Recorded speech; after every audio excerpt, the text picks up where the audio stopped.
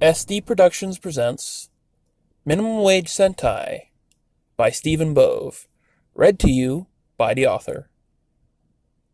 Chapter 1, The Report. "So how's that assignment I gave you coming along, Carol?"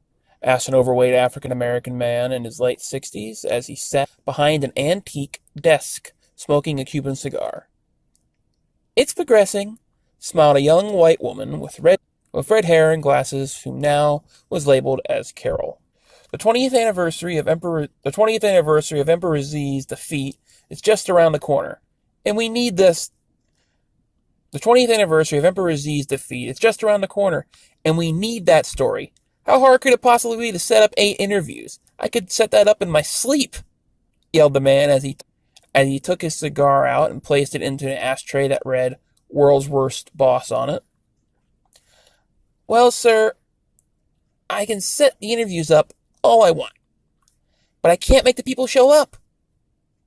And when I found a way around that stubborn fool to make it so he had to show up, but he didn't talk." "What's the problem?" "Well, Red talked to me, no problem. After all, it's election year, he's running for a second term. What better way to win the votes than to remind the people that the president was the leader of the first wave of superfighters?" And Carol stopped and laughed slightly as she awkwardly rearranged herself on the uncomfortable wooden chair she was sitting on. "Pink was easy. Well, not easy like that, but oh gosh, she talked to me, but mostly about her husband. You know, first lady talk. Yellow was another one who wanted to talk. Tried to use it to boost sales of her album that's apparently dropping the day of the anniversary. Black, well, once I found him, I had to agree to go on a date with him, and after a few bottles of Jack, he talked to me. Orange, I found him at a pride parade. She talked. Man, she talked my head off. The purple one was there with him, her. Apparently they're together now. Good angle for the LGBT crowd, eh?" She stopped, but the man wasn't amused. "Well, we all know Green, of course, died years ago after battling alone to save the planet." "Okay, what about the blue one?" asked the man as he picked the cigar up out of the ashtray and put it back into his mouth. "The blue one is where I'm having problems. He really just doesn't want to talk about the incident. Like, at all." "Oh?" "Yeah, he even tossed his changer away." "Really?" "Yes, sir. See, I recorded my attempts to talk with Mr. Hawkins." Carol stood from her seat and walked over to the television with a VCR attached to it. As she reached into her purse, which hung over her shoulder on her side, she pulled out a cassette tape. As she put the tape in and hit play, an image of a man in a retail uniform appeared on the TV.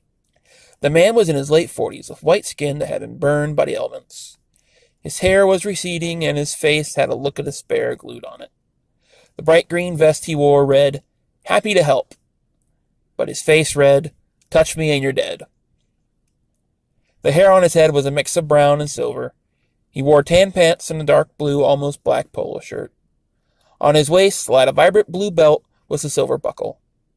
Inside the buckle lied a blue crystal-like coin.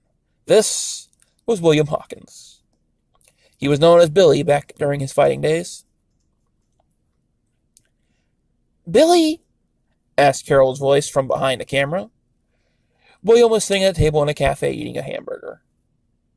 "No one's called me that since the original team split up," said Hawkins as he took a bite of his burger. "Orange and purple were the first to leave. I told them no one cared if they porked, but they wanted to go off into the sunset. I wasn't even invited to the wedding." "I'm sorry to hear about that," replied Carol. "No, you're not. But that's okay. But it's okay. You're a reporter. You're supposed to lie. Kind of like politicians. One minute they tell you you're like the little brother they never had. The next, they won't even let you come over to dinner because you're an embarrassment." After that, Hawkins finished his burger and began to eat the French fries he had left on his plate. "Mr. Hawkins, I've contacted you before and left messages on your message machine before. I just wanted to talk to you about the incident." "Nope," said Hawkins as he got up and took the container which held his fries in with him. "But why not?" asked Carol. "All the other people talked to me about it." "Maybe that's because their lives got better after the fighting was over. Mine didn't."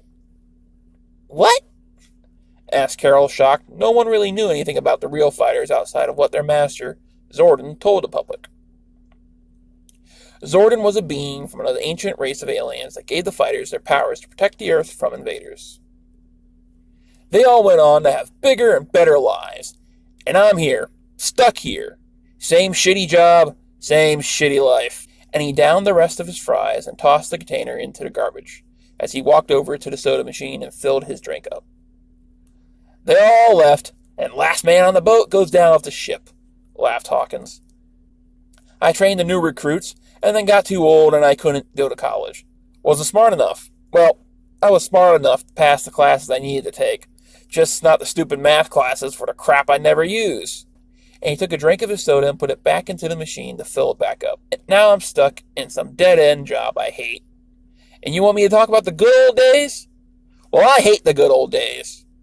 Nothing but bad and painful memories. And he walked over to the door. The two had apparently been on a boardwalk because when he opened the door, the wind from the sea kicked the door closed behind him. If you hate it so much, asked Carol, as she ran after Hawkins, why do you still wear the changer? It's a good belt, replied Hawkins. I've seen footage of you changing.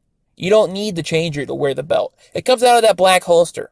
Hawkins took the changer out of his belt holster and held it in front of him.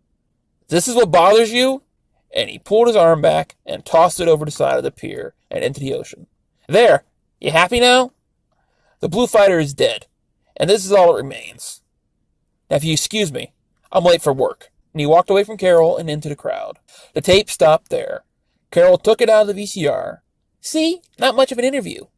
No, said the man with a smile. We can use this. How the mighty have fallen. Then, if he ever kills himself, we'll have front row access to the tape about him hating his life. The man grabbed the tape from Carol and opened his office door. Perry! Yelled the man, and then he walked back over to his desk. A skinny young Hispanic man came into the office and looked at the man. Yes, Mr. Cage? Asked the boy. Take this tape down to the video room and make copies of it. We'll need it in case Blue Boy offs himself. And he smiled and began to type on his computer. Good work, Carol. Good work. End of chapter 1.